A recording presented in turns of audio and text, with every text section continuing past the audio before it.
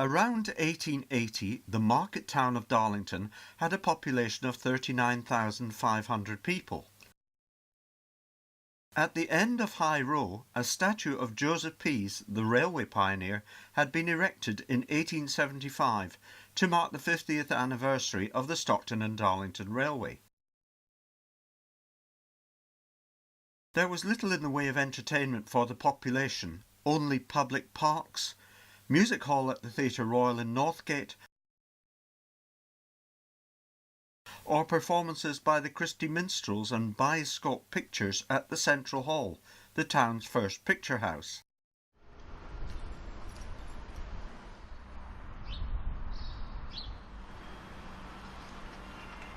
By way of learning, there was a subscription library and also the library at the Mechanics' Institute in Skinnergate.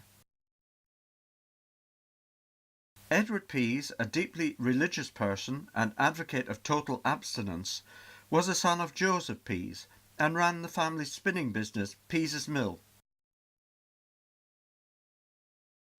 He died in Lucerne in 1880 and is buried in the Quaker Cemetery in Darlington alongside other members of the Pease family.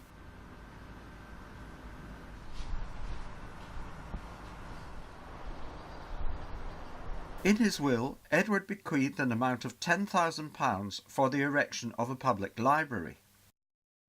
There was much opposition to the project, with ratepayers being urged to resist the plan, but eventually the library was opened on 23rd October 1885 by Edward's daughter, Lady Lymington.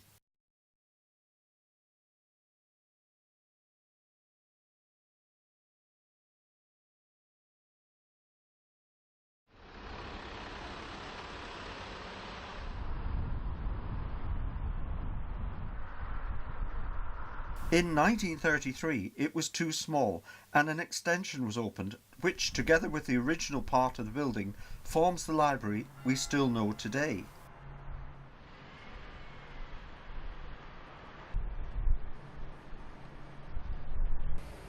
A marble bust of Edward Pease stands in the original entrance to the building.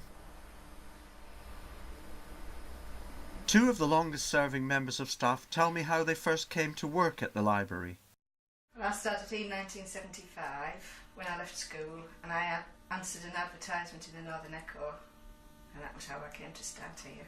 I was at art college and didn't settle, so I left, and it was a case of what was I going to do now, because all I wanted to do was art, and that was it. And I remember I was having lots of work experience schemes put to me by the careers office, and in the end I kept knocking those back because it was really just about making tea and doing bits and bobs like that. So I remember I had an interview with the area careers officer because he was wondering why I kept sort of saying no to these things.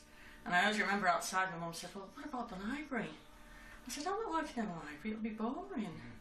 Anyway, I got in and I got a work experience scheme at Thomas Knott School, which I thought was going to be in the offices, and it ended up in the library. And about 3 or 4 months later, a couple of months later, I ended up at Cockerton Work Experience. I started here in the July of '81, so I've been here ever since. In 2015, as part of the 130th celebrations, local historian and author Harry Moses gave a talk on the Fighting Bradford brothers from Darlington, 3 of whom were killed in the First World War. The Bradfords. Evidently their name is derived from the word Broadford, which was a small hamlet close to Bamborough Castle, seen on the map, still there, which was called Bradford. Broadford, ford across a river. There's a river up there, whose name I can't recall anyway. They were farmers, and it's in their history that one of their forebears was hung for stealing cattle in the time of the Border Reivers. So they go back as far as the 10th, 11th century, that kind of time. And where Morrison's is, on Yarn Road. Is it beyond Yarn Road? And the house where Mrs. Lady was murdered. Next to her house there's a farm. And that's the farm that they moved to for 4 years. The 2 youngest children, 7 and 8-year-old, had to walk from there 4 miles to Queen Elizabeth Grammar School, which must have had a primary department at that time. Author Gervase Finn entertained and enthralled a local audience, although filming of his talk was prohibited by his agent. I've been to Darlington, must be about 4 or 5 times. People are very friendly up here, nice audiences, so I'll always take the opportunity to come back. I was born in Rotherham, which is with parents, it was a council house, and parents had a sense of humour, called him Gervase. Over time you must have seen many changes in the library.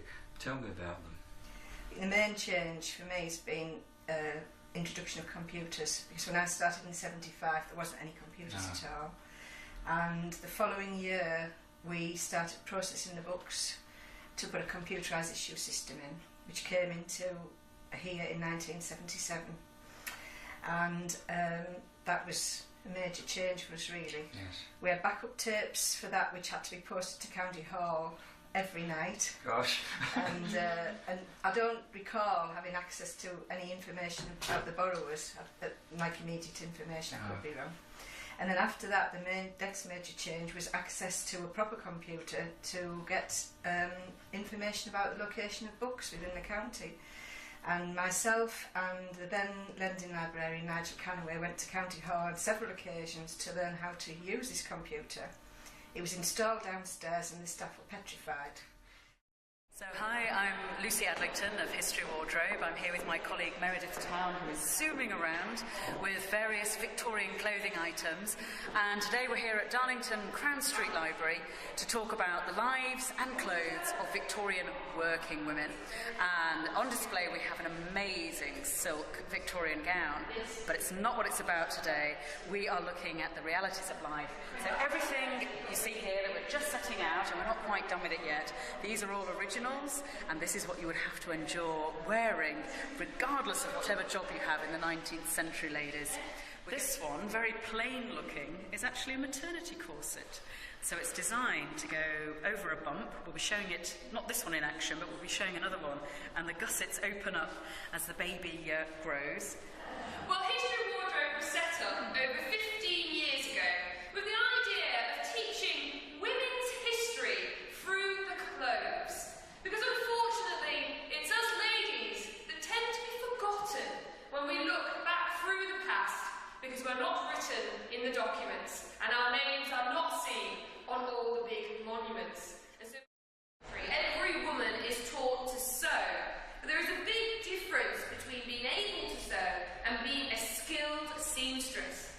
Now, as a young woman, I was determined that I was going to be a skilled labourer. And so I became an apprentice at 14 to a dressmaker, to do more hours as a dressmaker, or leave one dressmaking workshop, go home and do piecework or swap work at home as well. We are making clothing for the rich of Darlington. Yes, there are a few somewhere. Throughout the celebrations, a special poppy project has been taking place. We've been working with Stephen Nicholson, a historian, for a number of years. He's been researching the Darlington men who died during the First World War.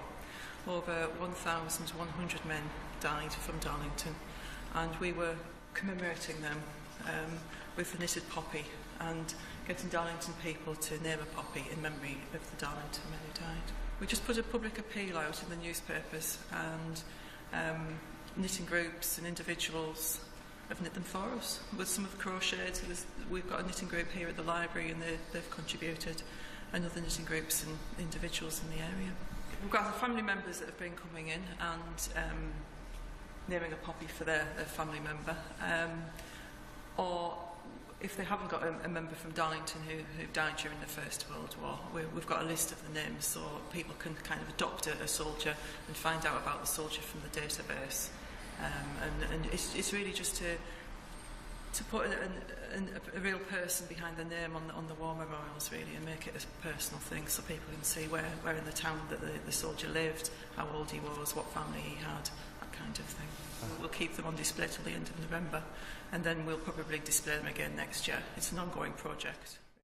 Other things have changed as well. I mean, when I started, it was quite austere in a way, really. We were still known as, we were referred to with our surname rather than our first names. So to be honest, in that way, it's a lot better, isn't it, than it used to be. It was quite strict as well. And I mean, over the years, hours have changed. At one point, people used to do about four Saturdays, didn't they, on the trot, whereas then it was every other for us. But I think the main change now is that the library offers a lot more than people actually think we do. And we're now doing we've got exercise classes on a Wednesday afternoon, we're doing events, we've got rhyme times, computers. The computers came in 2003. You know, Public computer. Which was like a government initiative at that time to allow access for all. And it is completely different, really, in a sense. In the art gallery, a special children's exhibition ran throughout the celebrations.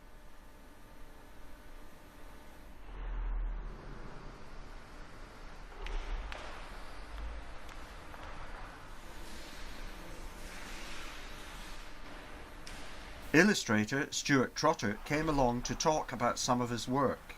Well, my name is Stuart Trotter. I'm a children's book illustrator and author, and also a publisher. Gromit, Kipper, Winnie the Pooh, Postman Pat, and currently I'm working on Rupert Bear, as you can see, still currently here. So at the exhibition I've put some examples of my work. This shows the process of developing the story for Rupert Bear.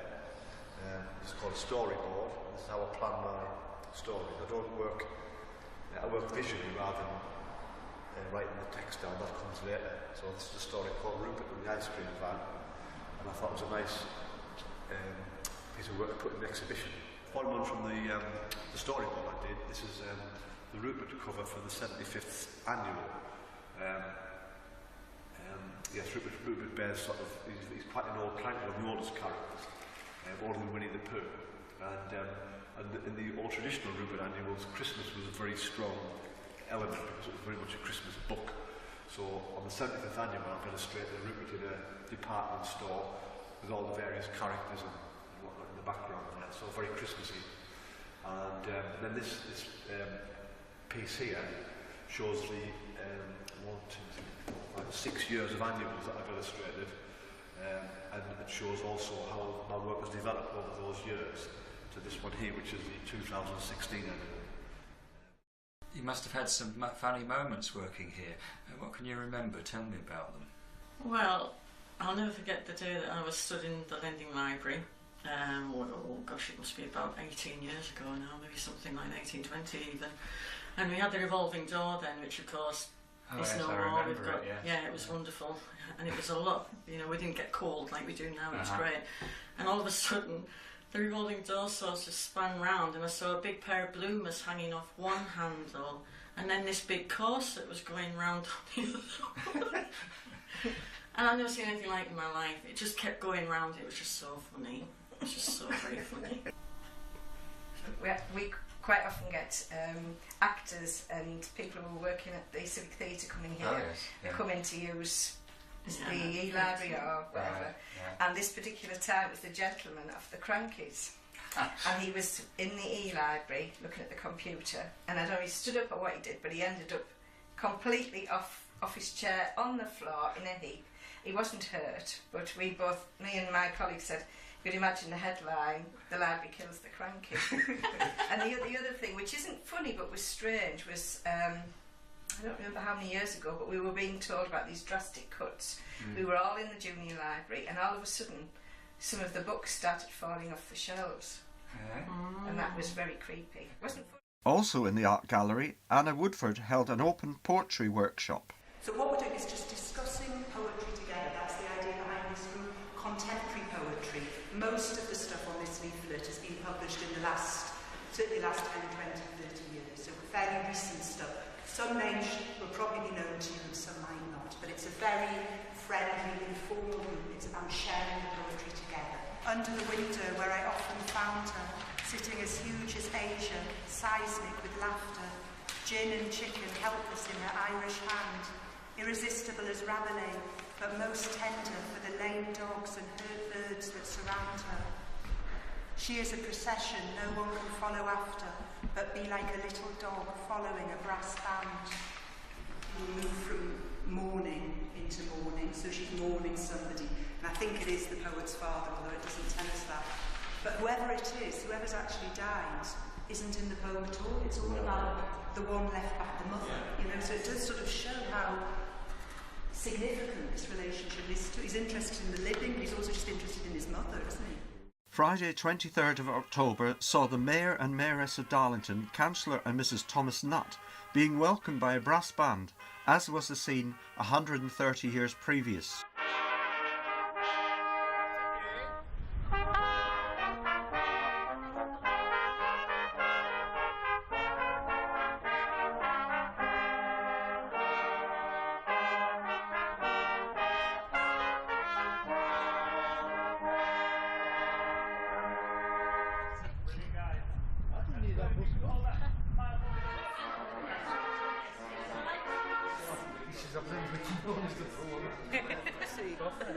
I'm just gonna over your shoulder there.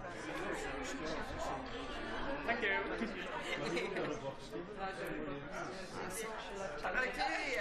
So it looks like when you go to the stage.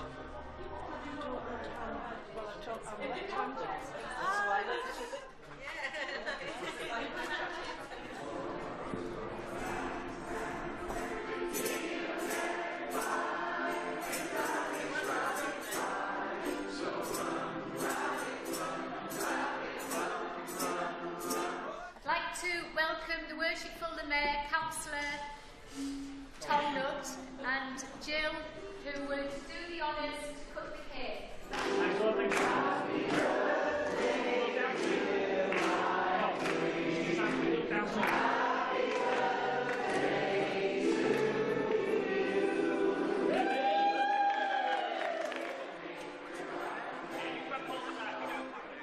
A performance by Age UK Ukulele Band provided lively entertainment for those present.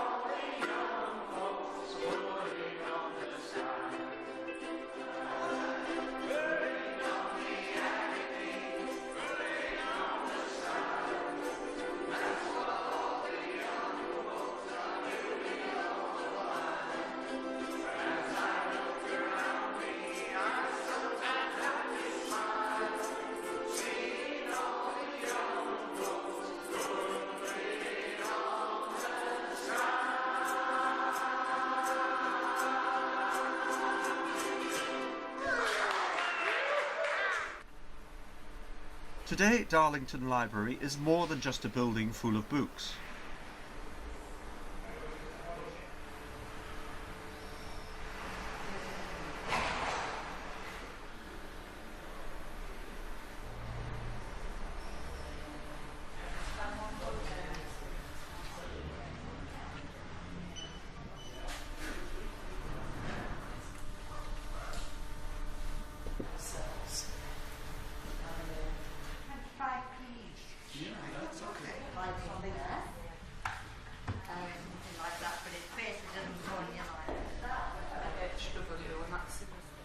Children are welcome into their own designated room.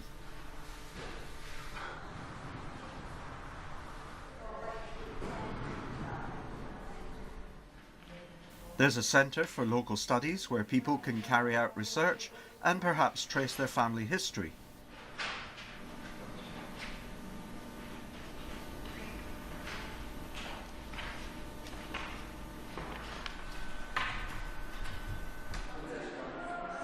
The computer room provides free connection to the internet, allowing people to check for and send their emails, and free Wi-Fi is available throughout the building. A large choice of music CDs is also available to borrowers, and e-books can now be downloaded. The reading room still exists, offering a wide choice of newspapers and magazines. The building is also used for talks, functions, special exhibitions, and continues to serve the population of Darlington. And it is hoped that Edward Pease would be justifiably proud of the legacy he gave to this town. Susan has the last word. I would say every day I come here is different, and sometimes, you know, I can be in the Lending Library, but not often these days, so I don't have a typical day.